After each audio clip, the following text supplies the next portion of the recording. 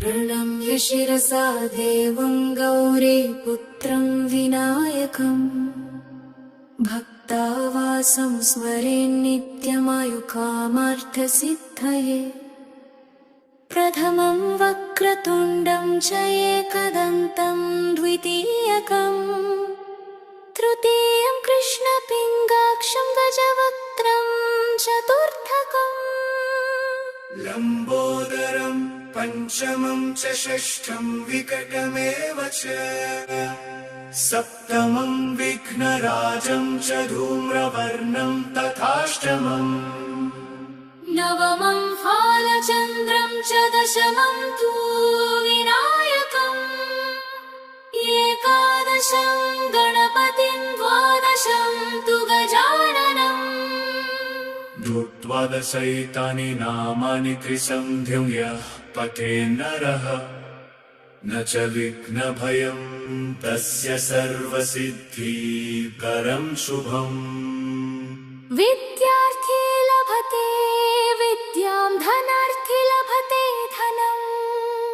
पुत्रार्थी लभते पुत्रान् मोक्षार्थी लभते गतिम्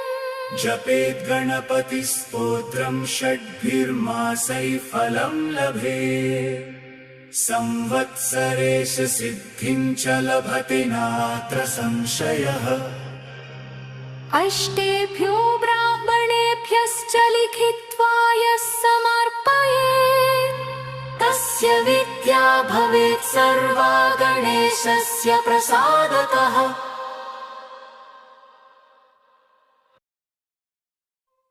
प्रणम्य शिरसा देवं गौरीपुत्रं विनायकम्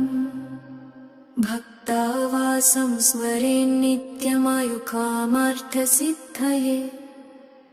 प्रथमं वक्रतुण्डं च एकदन्तं द्वितीयकम् तृतीयं कृष्णपिङ्गाक्षं गजवक्त्रं चतुर्थकम् लम्बोदरं पञ्चमं च षष्ठं विकटमेव च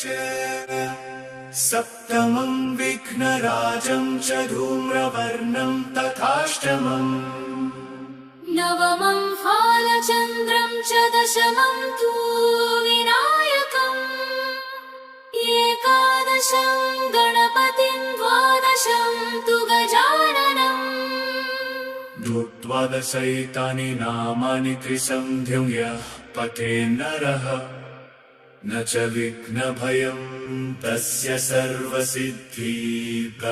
शुभम् विद्यार्थी लभते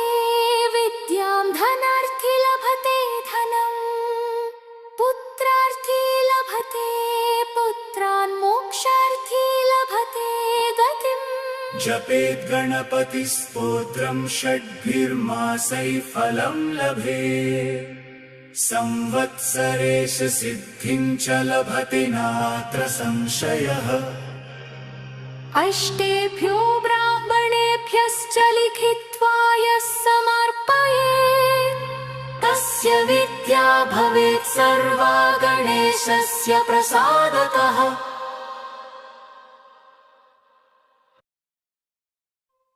प्रणम्य शिरसा देवं गौरीपुत्रं विनायकम् भक्तावासं स्मरेन्नित्यमायुकामार्थसिद्धये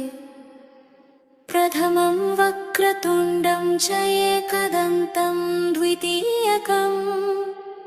तृतीयं कृष्णपिङ्गाक्षं गजवक्त्रं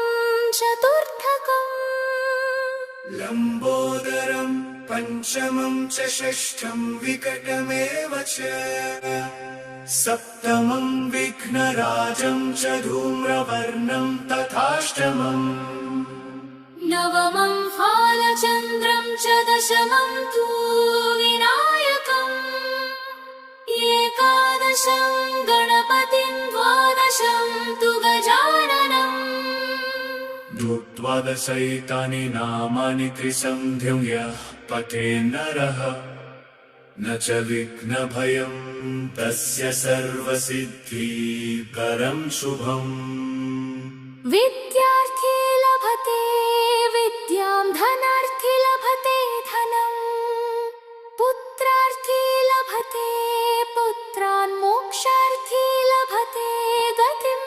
जपेत् गणपतिस्तोत्रं षड्भिर्मासैः फलं लभेत्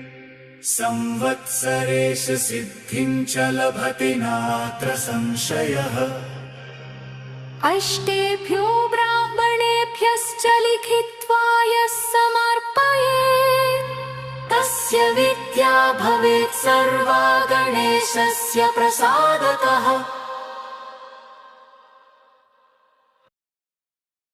భక్తి జ్ఞానాన్ని ప్రతిరోజు వినాలంటే మా భక్తి వాహిని తెలుగు ఛానల్ని సబ్స్క్రైబ్ చేయండి. మీ యొక్క సబ్స్క్రైబ్ మా భక్తి సేవకు శక్తి.